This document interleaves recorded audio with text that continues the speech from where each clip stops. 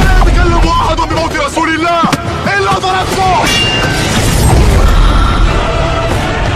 جئتك أؤمن بالله وبرسوله وبما شئت به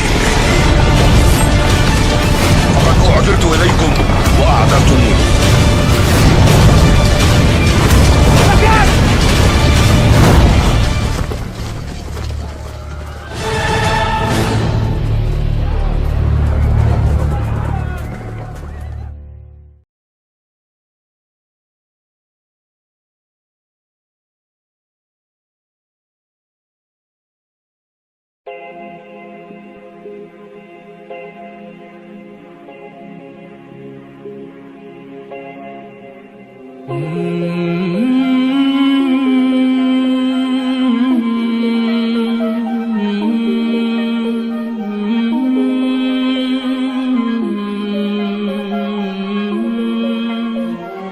ISIS mengumumkan diri bahwa merekalah yang dimaksud dalam hadis itu.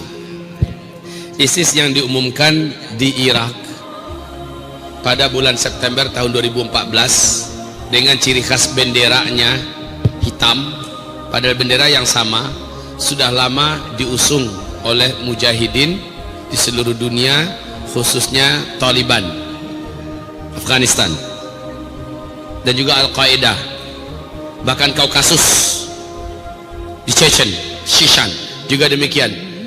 Para mujahidin yang akab yang ada di Yaman juga mengusung bendera-bendera hitam begitu. Lalu ISIS mengklaim dialah bendera hitam itu.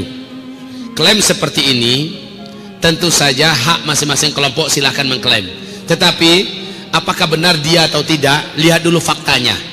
Jawaban saya yang paling enak itu adalah apakah ciri-ciri kelompok ini seperti ciri-ciri para sahabat? Enggak, itu dulu ciri-cirinya.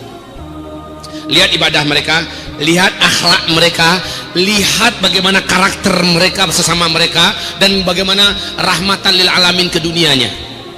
Jika memenuhi syarat seperti karakter sahabat, itulah dia pembawa bendera hitam tersebut. Nabi menyebutkan ciri-ciri fisik mereka, mereka kurus-kurus. Kata Rasulullah, mereka kurus-kurus.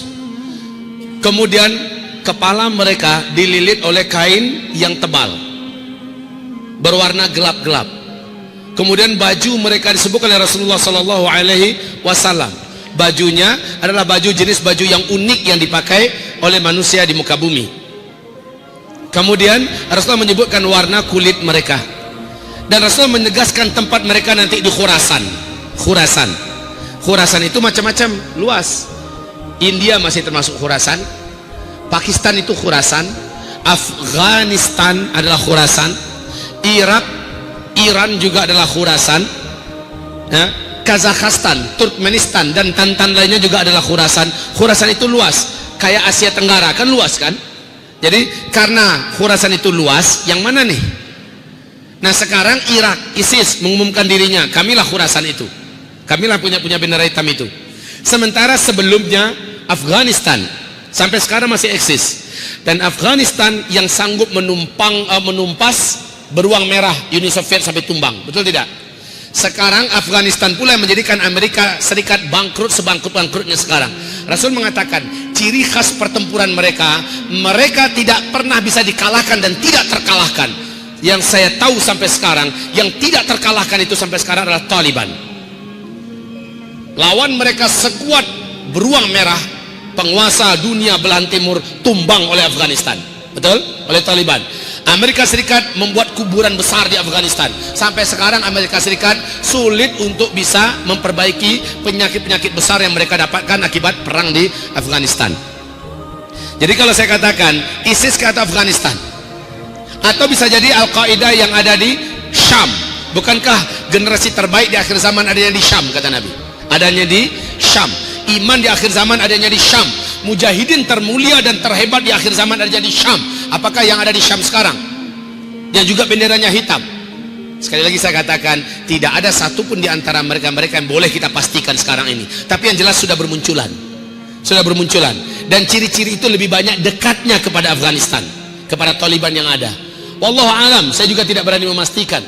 Yang pasti munculnya adalah setelah Imam Mahdi nanti muncul, siapa yang bersama mereka, baru itu bisa kita katakan, oh ternyata yang dari anu, kan gitu kan.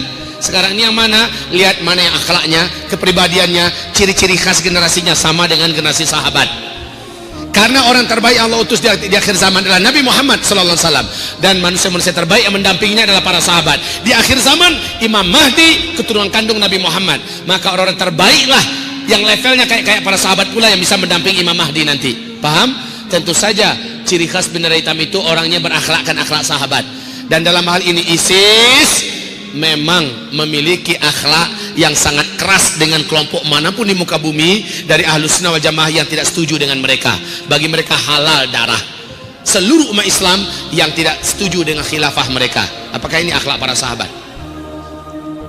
ISIS merilis pernyataan resminya di mana ulama-ulama di muka bumi ini dari negara mana, negara mana, ini wajib dibunuh, cabang-cabang kami yang ada di berbagai negara bunuh ini targetnya. Disebut satu persatu negara ini dibunuh, ulama ini dibunuh, ya. Kemudian termasuk Presiden Persatuan Ulama Dunia seperti Profesor Dr. Yusuf Al-Qardawi itu juga wajib bunuh. Kalau di Indonesia yang wajib bunuh itu adalah Habib Rizik Syihab. ISIS punya target membunuh Habib Rizik Syihab. Apakah ini yang ditargetkan sebagai pembela Al-Mahdi? Sementara mereka punya akidah halal darah kaum muslimin semuanya. Bahaya ini. Nah saudaraku, tapi para ulama kita adil sekali. Di dalam ISIS itu banyak orang ikhlas, banyak orang-orang yang tulus, banyak orang yang murni niatnya, tetapi tertipu oleh informasi. Kemudian mereka masuk bergabung dengan ISIS. Sudah, mereka ini kalau terbunuh mereka syahid. Demikian fatwa para ulama kita. Kita tidak akan menyerang ISIS, tapi kalau mereka menyerang duluan, kita wajib mempertahankan diri walaupun harus terjadi pertumpahan darah. Ini fatwa terakhir para ulama Ahlus Sunnah wal Jamaah sebumi, ya, berkaitan dengan itu. Waalaikumsalam warahmatullahi wabarakatuh. Imam Mahdi pasti akan muncul. Ini akidah Ahlus Sunnah wal Jamaah masuk dalam bab ijma', yaitu sesuatu bab di mana kaum muslimin mewajibkan untuk mengimaninya, karena perkaranya adalah sampai kepada ijma' sukuti, ijma' maknawi, lafaznya sampai ke hadisnya sampai ke tingkat mutawatir maknawi. Baik, Al-Mahdi munculnya adalah setelah dukhan. Walaupun dalam hal ini kemunculannya sebelum dukhan itu peluangnya ada, tapi yang pasti saat dia muncul Arab sudah dibungkus salju. Salju, dan sekarang sudah mulai kan, seperti 2011 yang kami katakan sampai sekarang. Kamu nanti suasananya akan banyak yang bersalju di muka bumi. Ketika itu kamu mendengar Al-Mahdi keluar, wajib berbaiat kepadanya walaupun merangkak di atas salju. Kenapa kalimat merangkak? Karena itu menandakan sudah tidak ada helikopter, sudah tidak ada pesawat, sudah tidak ada kendaraan yang membuat kita bisa bebas untuk daripada ini kan salju itu kan di daratan kan.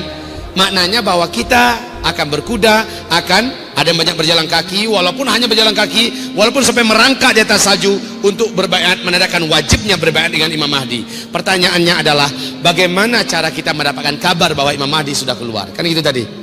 Cara mendapatkan kabar bahwa Al-Mahdi itu sudah hadir, yang pertama, makanya kemungkinan beliau akan muncul sebelum dukhan itu ada, tetapi peluang dia muncul setelah dukhan lebih besar.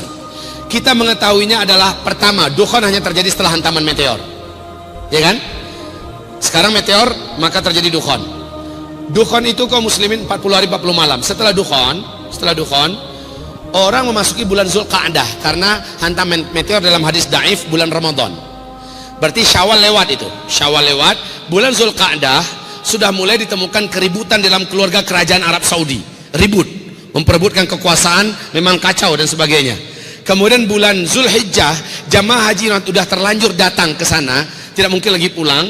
Mereka melaksanakan ibadah haji. Mereka dibantai di Mina.